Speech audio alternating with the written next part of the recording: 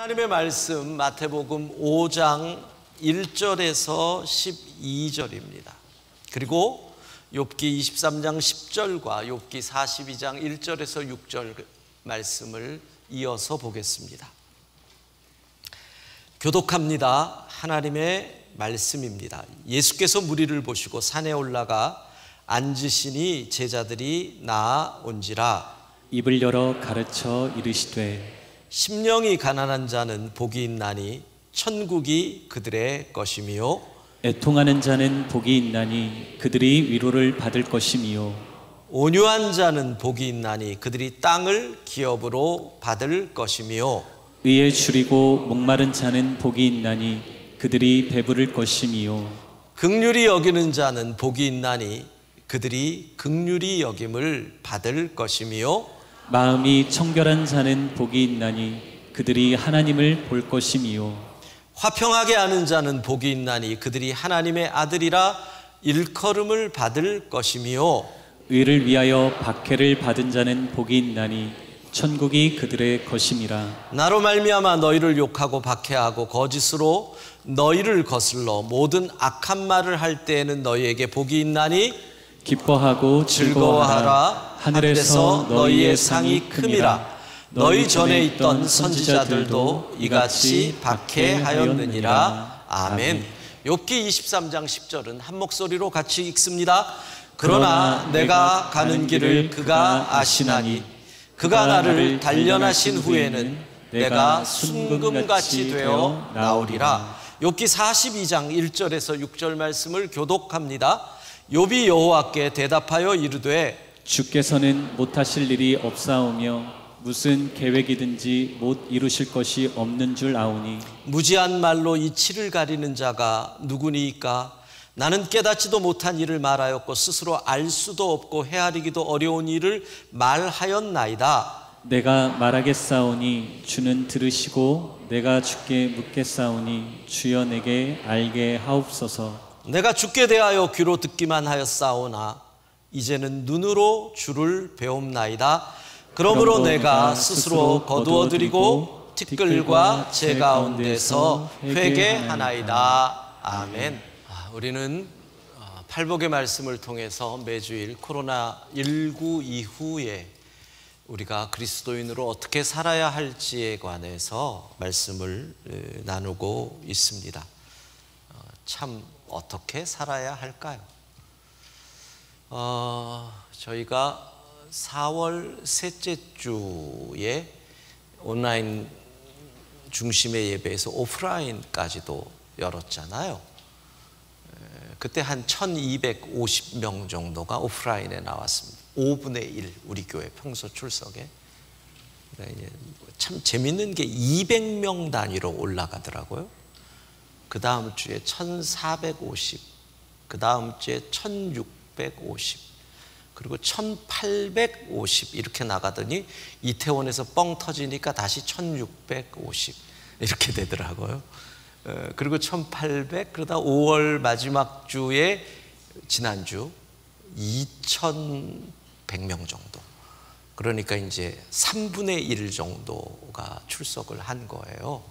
그러니까 지금 온라인으로 보시는 분, 오늘 보니까 또 연휴 이런 상황에서 예배를 오시는 열심히 있는 분도 연휴니까 또 줄어드네요.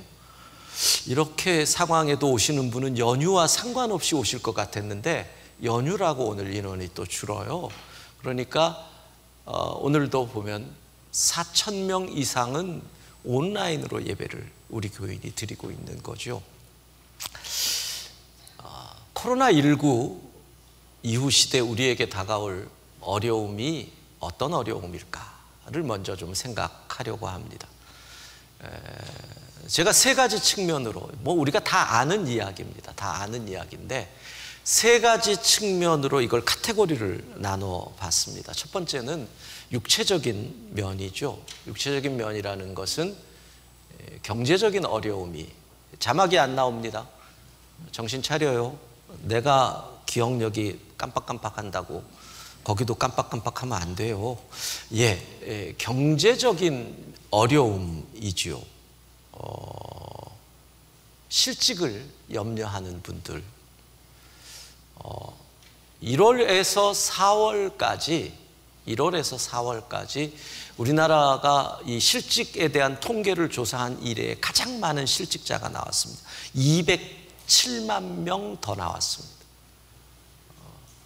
그러니까 의외로 지금 생각보다 실직이라는 이 부분이 강하게 우리를 공격하고 있습니다.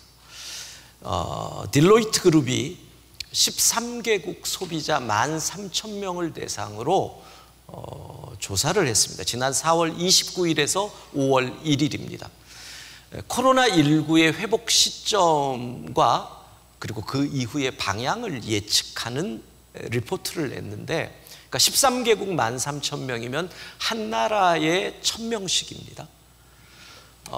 그 가운데서 뭐 여러 조사가 있는데 실직에 대한 공포가 어느 나라가 제일 큰가? 1위가 인도입니다. 72%의 사람들이 실직을 염려합니다. 2위가 스페인으로 나왔습니다. 54%. 3위가 우리나라 49%. 그러니까 물론 이게 뭐 숫자지만 한번 생각해 보십시오. 이미 전체 인구 가운데서 일을 하지 않는 노인층을 빼고 아이들을 빼고 49%라는 것은 우리 국민의 대다수가 지금 실직을 염려하고 있다. 이런 얘기를 들었습니다. 어느 분이 대기업에서 드디어 지난 2월에 이사 승진이라고 하는, 여러분 이 군인들, 직업 군인들의 꿈은 별을 다는 거잖아요. 대기업에 다니는 사람들의 꿈은 이사가 되는 겁니다. 그게 별이잖아요. 드디어 이사 승진 딱 나온 거예요. 그리고 코로나 쫙. 이사로서 일도 못하고 회사에서 레이오프가 됐다는 얘기를 들었습니다. 이사는 임원이고 근로자에 들어가지 않으니까 그렇게 해도 된다는 거죠. 자영업을 하는 분들이 이런 얘기를 합니다. 재난지원기금 때문에 숨이 약간 트였는데 이게 산소호흡기에 불과한 것이 아닌가 하는 염려가 있다. 우리에게 다가오는 육체적인 두려움의 첫 번째가 경제적인 겁니다. 두 번째는요, 정신적인 면으로 카테고리를 나눠볼 때 불안이라는 겁니다. 특별히 그 불안을 이야기한다면 저는 미래에 대한 불안입니다. 미래가 어떻게 될지 예측을 못합니다. 제가 오늘 한 가지 예측을 합니다. 너도 나도 마스크를 쓰고 다니는데 꼬맹이들도 다 마스크를 쓰고 있습니다. 안 그래도 낮은 코가 더 낮아지겠구나. 10년 후에 코 세우는 성형수술이 발달하겠다. 웃자고 한 얘기입니다. 너무 심각하게 듣지 마시고. 그만큼 우리는 미래에 대한 예측이 안 됩니다. 그러다 보면 이런 것이 되죠. 미래에 나는 과연 이 사회에서 역할을 할 수 있느냐에 대한 불안이 생깁니다. 지금 대학에서 공부하는 젊은이들은 나의 전공이 미래에 쓸모가 있느냐라는 염려가 생깁니다. 심지어는 꿈, 우리의 목적 있잖아요. 꿈. 이 꿈조차도 미래 사회에서는 의미 없는 꿈이 되지 않을까 하는 그런 염려와 불안이 젊은 사람들에게는 가득하다는 겁니다. 정신적인 불안입니다. 그러니까 예측되지 못하는 사회의 이 흔들림이 우리에게 다가오고 있습니다. 세 번째, 우리에게 더 중요한 것, 영적인 면입니다. 이것은 우리에게 중요한 부분입니다. 나의 믿음에 대한 흔들림입니다. 그것은 무엇이냐? 내가 믿는 이 믿음이 잘못된 것은 아니냐 하는 이런 불안, 염려가 생깁니다. 여러분, 우리가 믿음의 길을 걸어갈 때 항상 흔들려야 됩니다. 그렇죠? 그런데 이번에 흔들림은 아예 뿌리가 뽑히는 흔들림이 되는 것. 뿌리가 흙에 들어간 채로 흔들리면 다시 뿌리가 든든해집니다. 근데 뿌리가 아예 뽑혀버리면 죽는 거죠. 사실 한국교회는 그동안의 고민이 가나안 교인에 대한 고민이었죠. 나는 기독교인이지만 교회는 안 나갑니다. 가나안 교인. 그런데 어느 순간부터 한국교회의 염려가 가나안 교인이 아니라 무종교인이라고 응답하는 사람들에게로 넘어갔습니다. 무종교인, 나는 종교가 없습니다. 2015년 우리나라 인구 통계 자료를 보면 충격적입니다. 나는 종교가 없습니다가 56.1%가 나옵니다. 여러분, 이게 놀라운 겁니다.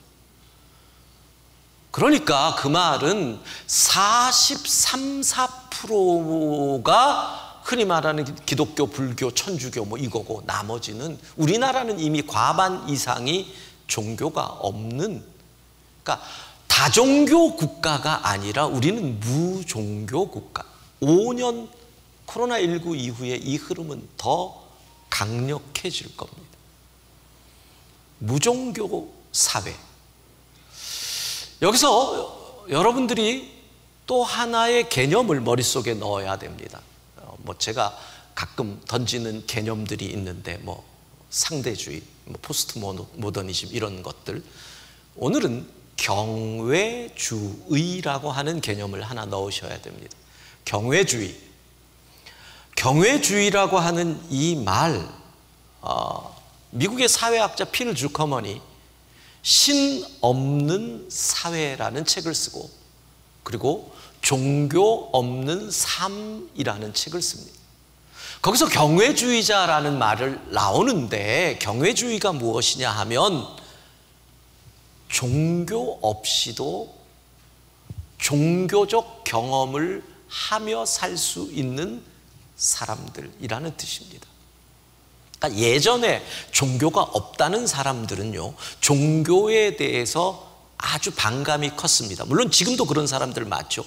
종교는 아편이다, 종교는 전혀 필요 없다, 종교 때문에 모든 갈등이 생긴다, 종교가 없는 사회가 훨씬 평안하다. 이게 예전에 종교 없는 사람들의 흐름이었는데, 지금은 그렇지 않습니다. 지금은 흐름이 뭐냐면, 종교가 필요하다, 종교를 가진 사람들이 정말 이 사회에서 역할을 한다, 이걸 인정을 합니다. 종교가 주는 어떤 사회의 선기능을 인정을 하는데, 그러나 나는 종교는 필요 없다. 왜? 착하게 살고, 남을 도와주고 살고, 열심히 최선을 다해서 살고, 그리고 죽으면 된다. 내세를 믿지 않죠. 그런데 이 사람들은 이렇게 얘기합니다. 그렇게 이 땅의 삶을 살아가면, 최선을 다해서 착하게 섬기며 살아가면 이 삶에서 신비와 경외를 경험한다는 겁니다. 내 삶에서. 여기서 이 경외라는 단어에 신경을 써야 됩니다. 여러분, 경외라고 하는 단어는 종교적 단어입니다. 예를 들어 여러분이 한라산 백록담에 올라갑니다. 운무가 쫙 깔린 곳에서 그 백록담이 보일 때 우리는 우와, 그리고 어떻게 하나님을 경외합니다. 주 하나님 지으신 모든 세계. 찬양을 잘하는 분은 이걸 부르고, 좀 못하는 분들은 참 아름다워라 이걸 부릅니다. 이게 경외예요. 이게 하나님을 경외하는 거지요. 근데 이 경외라고 하는 감정을 내가 하나님 없이도 충분히 이 땅의 삶을 최선을 다하며 살면 누릴 수 있다. 그래서 이게 경외주의, 그렇게 사는 사람들을 경외주의자라고 얘기를 합니다. 이게 종교가 없다는 무종교주의의 흐름입니다. 이 영적인 도전 앞에 우리가 놓여 있습니다. 이 필 주커만이 미국에서 왜 최근에 무종교주의, 종교 없는 사람이 급증하느냐? 여러분, 미국은 그 땅 자체가 이 기독교의 복음주의의 흐름이 있는 땅입니다. 그런데 1990년에 종교가 없다는 사람들이 10%였는데 2015년에 30% 가까이 급증합니다. 그러니까 미국의 역사에 있을 수 없는 일이 벌어집니다. 근데 필 주커먼이 세 가지 이유를 드는데, 요게 제가 왜 말씀드리냐면 우리나라의 상황이랑 기가 막히게 연결이 됩니다. 미국을 얘기하는 게 아니라 한국을 얘기하는 것 같아서 여러분에게 알려드리는 겁니다. 첫 번째 이유는 뭐냐? 이 보수적인 공화당 사람들과 복음주의라고 하는 기독교인들 간의 밀월 관계가 이루어짐으로 정치적으로 진보적이거나 온건주의에 속한 사람들이 에이 기독교 싫어, 교회 싫어, 이렇게 됐다는 겁니다. 우리나라하고 비슷하지 않아요, 여러분? 제가 뭐라고 얘기하지 않아도 지난 몇 년 동안 이 연결됐던, 더 이상 얘기 안 할게요. 예, 더 이상 얘기했다가는 근데 그걸 보고 진보적이거나 아니면 온건한 사람들이 기존의 모든 교회에 대해서 싫어, 이런다는 거예요.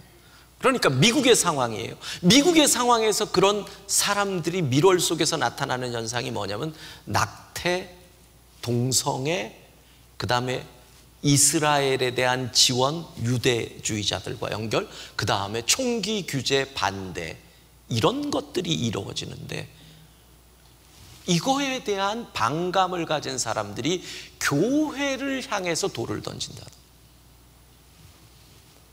참 우리나라하고 비슷해요. 두 번째 나오는 이유는 교회 활동, 물론 그 책엔 종교 활동으로 되어 있지만 교회 활동의 핵심 역할을 했던 여성들이 맞벌이와 경제 활동에 참여하는 시간이 늘어나므로 교회 활동을 할 여유가 없어졌다.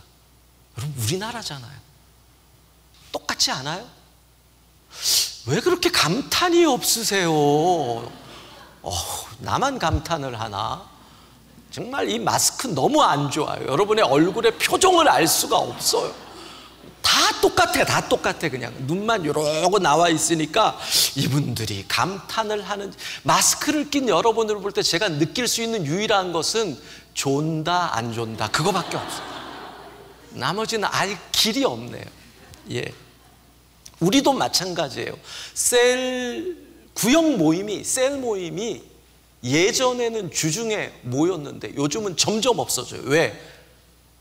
여자분들이 거의 일을 하니까. 그런데 한국이나 미국이나 비슷한 거예요. 믿음 생활을 누가 이끌어가요? 여자들이 이끌어간다는 거.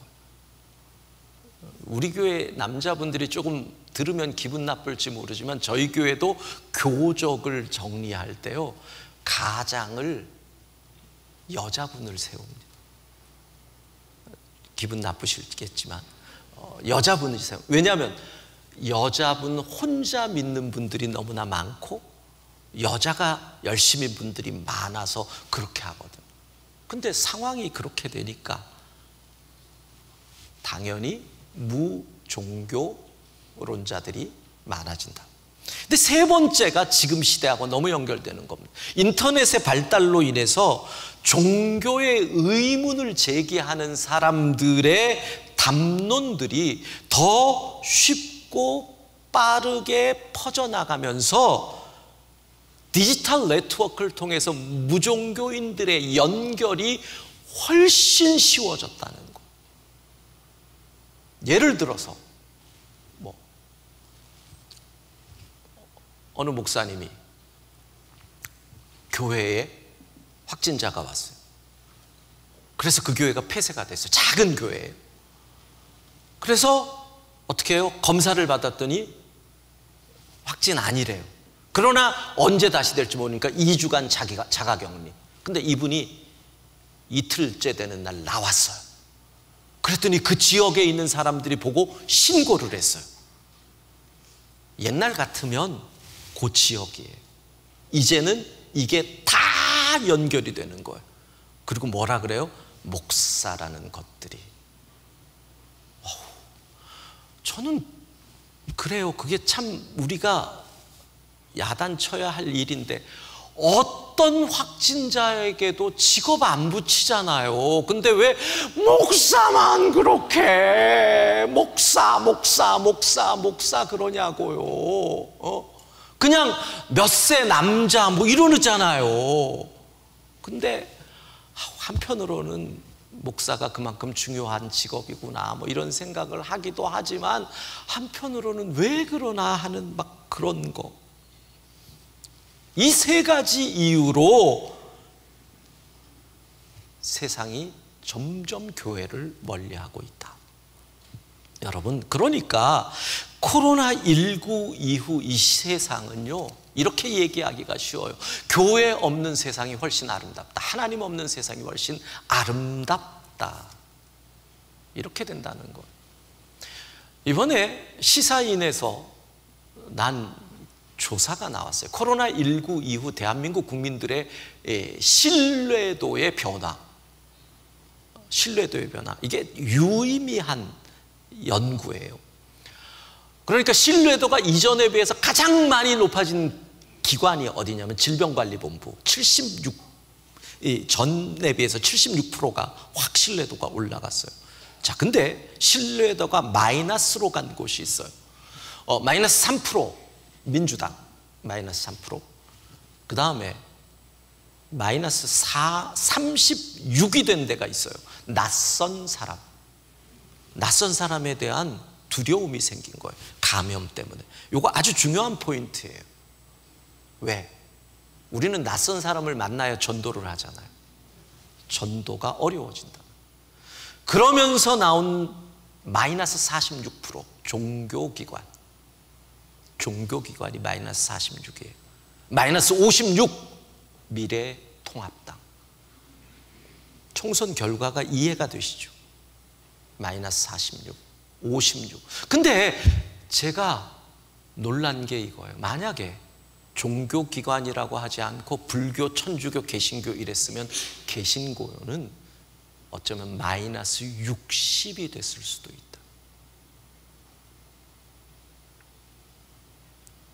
이런 어려움, 여러분, 경제적인, 정신적인, 영적인 고난들이 우리 앞으로 다가오고 지금 우리가 맞고 있습니다. 이걸 어떻게 해야 합니까? 자, 성경은 이런 고난을 더 처절하게 겪었던 한 사람을 오늘 우리에게 소개하고 있습니다.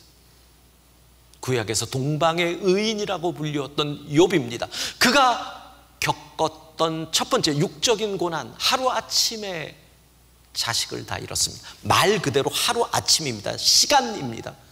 하루아침에 재산을 다 잃었습니다. 하루아침에 건강을 다 잃었습니다. 하루아침에 부인이 도망갔습니다. 하루아침에 친구들이 배반하고 그를 향하여 손가락질을 했습니다. 하루아침에 명예를 잃었습니다. 육체적인 어려움입니다. 그가 겪은 정신적인 어려움은 어떻습니까? 불안합니다. 미래에 대한, 밤에 잠자는 것이 두렵습니다. 왜? 다음날 아침에 일어나면 또 무엇이 사라질까? 두렵지 않겠습니까? 하루 아침에 모든 것이 없어지는데 내가 내일에 눈을 떴을 때 내 주변에 누가 과연 남아있을까? 이 두려움, 불안함, 미래에 대한 염려, 정신적인 두려움입니다. 그런데 욥에게 있어서 가장 큰 두려움은 영적인 두려움입니다. 하나님이 혹시 나를 버리신 것은 아닐까? 하나님이 나를 외면하시는 것은 아닐까 하는 영적인 두려움입니다. 그런데 놀라운 것은 이 두려움 속에서 욥이 이런 고백을 합니다. 욥기 23장 10절 같이 읽습니다. 그러나 내가 가는 길을 그가 아시나니 그가 나를 단련하신 후에는 내가 순금같이 되어 나오리라. 우리는 여기서 순금이라는 단어보다는 정금이라는 단어가 익숙합니다. 새로운 번역에는 순금이 훨씬 원어에 맞기 때문에 순금으로 했지요. 근데 욥의 고백을 보십시오. 그 고난 속에서 긴 터널을 통과하는 그 고난 속에서 두 가지를 고백합니다. 하나는 하나님이 알고 계신다. 할렐루야. 하나님이 알고 계신다. 여러분, 나의 고난의 이유와 그 고난의 목적을 알면 그것을 우리는 뭐라고 얘기하느냐? 연단이라고 얘기하는 겁니다. 고난의 이유를 모르면 이건 절망입니다. 그런데 욥은 나의 가는 길을 그가 아십니다. 하나님이 아십니다. 하나님의 목적 가운데, 하나님의 섭리 가운데, 하나님의 계획 가운데 내가 있음을 믿습니다. 그러니까 이것은 연단입니다. 연단이라는 고백이 있으면 우리는 언제나 바울의 고백으로 연결이 되죠. 로마서 5장 3절 4절 같이 읽습니다. 다만 이뿐 아니라 우리가 환난 중에도 즐거워하나니 이는 환난은 인내를, 인내는 연단은 소망을 이루는 줄 알미로다. 고난이 연단의 과정이구나. 불순물을 제거하는 과정이구나. 나를 정결케 하는 과정이구나. 내가 정금처럼 하나님 앞에 서게 되는구나. 여러분, 욥은 고난 속에서 불순물을 제거하고 정금이 됩니다. 그런데 이 욥기가 이렇게 마무리가 됩니다. 욥이 고난의 이유를 가지고 친구들과 논쟁을 벌이는 그때 하나님께서 욥 앞에 나타나시죠. 그게 38장부터입니다. 38장 1절 같이 읽습니다. 그때 여호와께서 폭풍우 가운데에서 욥에게 말씀하여 이르시되. 와, 하나님이 폭풍 가운데 욥에게 등장하십니다. 근데 정말 놀라운 기록이 나옵니다. 놀라운 일입니다. 위대한 일이 나타나는 겁니다. 있을 수 없는 일이 나타납니다. 오늘 읽었던 욥의 고백 42장 5절 같이 읽습니다. 내가 죽게 되하여 귀로 듣기만 하였사오나 이제는 눈으로 주를 배움나이다. 여러분, 놀라운 일이 일어났습니다. 욥이 하나님을 보았습니다. 이게 어찌 된 일입니까? 어떻게 하나님을 볼 수가 있습니까? 도대체 누가 하나님을 볼 수 있습니까? 길게 오늘의 본론으로 갑니다. 주님 이렇게 말씀하십니다. 마태복음 5장 8절 같이 읽습니다. 마음이 청결한 자는 복이 있나니 그들이 하나님을 볼 것이며. 이 변화되는 세상 속에서 예수님은 마음이 청결하라고 말씀하십니다. 어떻게 마음이 청결할 수 있습니까? 라고 물으면 그 본문을 거꾸로 보면 됩니다. 하나님을 본 사람은 마음이 청결한 자다. 마음이 청결한 사람, 하나님을 본 자다. 우리는 하나님을 본 사람에 대한 이야기를 이미 들었습니다. 그 사람이 누굽니까? 내가 하나님에 관하여 귀로 듣기만 했는데 이제는 눈으로 주를 봅니다라고 고백한 사람이 누굽니까? 욥입니다. 욥은 하나님을 봤습니다. 욥은 마음이 청결해진 겁니다. 이게 어떻게 가능할까요? 자, 먼저 청결이라고 하는 말의 원어적 의미를 생각해야 됩니다. 여기서 성경이 말하는 청결이라는 말은 단순히 깨끗하다라는 의미, 그러니까 아무것도 없다, 없을 무의 의미가 아닙니다. 모든 것을 비웠다라는 의미가 아닙니다. 얘기를 하면 이런 겁니다. 옷으로 설명을 해봅시다. 옷이 없다라는 무소유의 의미의 청결이 아닙니다. 옷에 지저분한 것이 묻었는데 깨끗하게 씻어서 옷이 입기에 부족함이 없을 정도로 깨끗해졌다. 이게 청결입니다. 욥의 고난이 욥을 어떻게 청결하게 한 걸까요? 욥에게 붙은 불순물을 제거하는 연단의 과정이었던 겁니다. 욥에게 있었던 교만과 욥에게 있었던 그 수많은 것들, 그 고난의 과정을 통해서 욥은 연단이 됩니다. 삶의 불순물을 제거합니다. 정금이 됩니다. 그리고 청결해지는 겁니다. 사랑하는 여러분, 코로나19의 긴 터널을 지나는데 우리는 육체적으로, 정신적으로, 영적인 어려움을 부딪힐 겁니다. 그러나 이 고난은 우리의 불순물을 제거합니다. 고난이 다가오면 제일 먼저 뭐예요? 진짜와 가짜를 구별할 수 있습니다. 고난이 다가와 보십시오. 여러분의 친구가 진짜인지 가짜인지 고난이 다가오면 다 압니다. 가짜는 다 떨어지죠. 우리의 신앙도 진짜인지 가짜인지, 가난이 다가오고 태풍이 다가오고 질병이 다가오고 배신을 당할 때 내가 하나님을 정말 신뢰하는지 그때야 알 수 있다는 겁니다.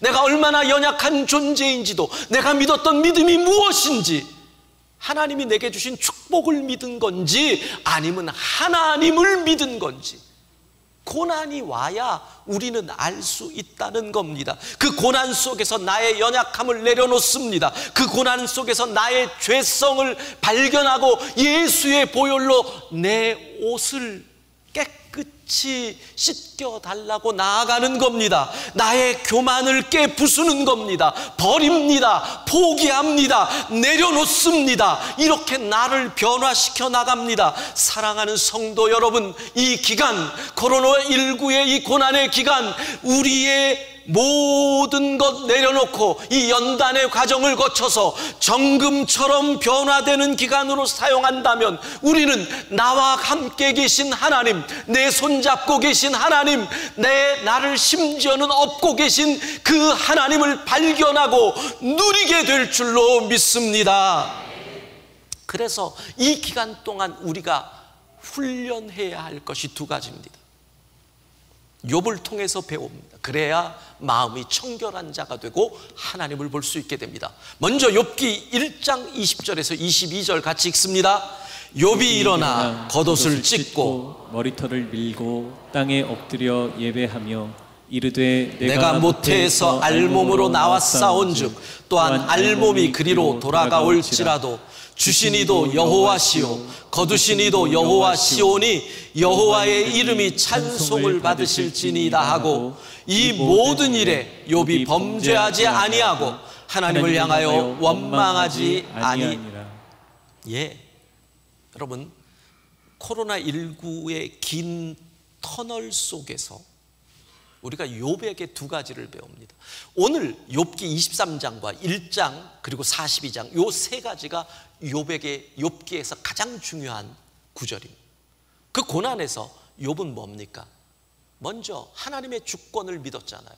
나의 가는 길이 주님 손에 있습니다. 하나님의 주권, 주신 이도 하나님이시니 거두신 이도 하나님이십니다. 여러분, 이 고난의 기간 여러분의 믿음을 테스트해 보십시오. 어떤 상황에서도 하나님을 향한 신뢰가 흔들리지 않기를 바랍니다. 이것이 첫 번째입니다. 두 번째, 욥은 어떻게 합니까? 이 모든 일에 하나님을 향하여 원망하지 아니하였다. 원망하지 아니하였다. 그 말은 뭡니까? 감사했다는 것. 이 기간 감사를 훈련하십시오. 여러분, 감사의 반대가 뭘까요? 어떤 분은 불평이라고 하더라고요. 예, 그럴 수 있습니다. 그러나 성경적 정답은 감사의 반대는 당연하다입니다. 여러분, 당연한 게 어디 있습니까? 이건 당연하게 여기면 감사는 없는 겁니다. 당연한 게 아닙니다. 우리가 이 자리에서 예배할 수 있는 것 하나님의 은혜인 줄로 믿습니다. 그러니까 이 기간에 감사하셔야 합니다. 힘들어도 하루에 밤에 잠자기 전에 습관적으로 훈련하십시오. 오늘 하루 있었던 일 감사 3가지 기록하기. 자녀들과 함께 저녁에 오늘 감사한 일 3가지 나누기. 오늘 설교 시간에 졸지 않았다. 1. 첫 번째 감사. 2. 졸았는데 목사님이 몰랐다. 안 들켰다. 감사. 3. 다음 주에도 졸 수 있을 것 같다. 감사를 훈련하십니다. 제가 이번에 설교 준비하면서 하나 생각한 게 있어요. 다음번 항존직 훈련 기간에는 졸업시험으로 100가지 감사 제출, 100가지의 구체적인 감사를 제출하는 훈련 시험을 꼭 봐야겠다. 여러분, 옆에 있는 분과 이렇게 인사합시다. 내 곁에 앉아주셔서 감사합니다. 내 곁에 앉아주셔서 감사합니다. 네, 우리 하나님을 향하여 이렇게 고백합시다. 하나님, 나를 자녀 삼아 주셔서 감사합니다. 하나님, 나를 자녀 삼아 주셔서 감사합니다. 예, 감사를 계속 훈련하여. 당연한 거 아니에요. 지난 주간에 우리 교회의 한 청년이 30살인데 새벽에 아빠가 아이가 잘 자는 걸 보고 나갔는데 그 사이에 심근경색으로 사망을 했어. 와, 정말 장례를 인도하는데 뭐 할 말이 뭐가 있어. 제 아들하고 나이가 같잖아요. 여러분, 아이가 아침에 일어나는 게 당연한 게 아니에요. 깊이 깨달아서 새벽에까지 자는 아이를 보고 아빠가 나갔다니까요. 당연한 게 아니에요. 당연한 게 아니에요. 감사하셔야 돼요. 감사가 사라지면 우리는 이 긴 고난의 터널을 헤쳐나갈 수가 없어요. 사랑하는 여러분, 믿음을, 하나님에 대한 신뢰를 굳게 붙잡고 감사하고 나아가며 우리의 불순물이 제거되고 정결하여 내 곁에 계신 하나님을 누리는 은혜가 있기를 소원합니다.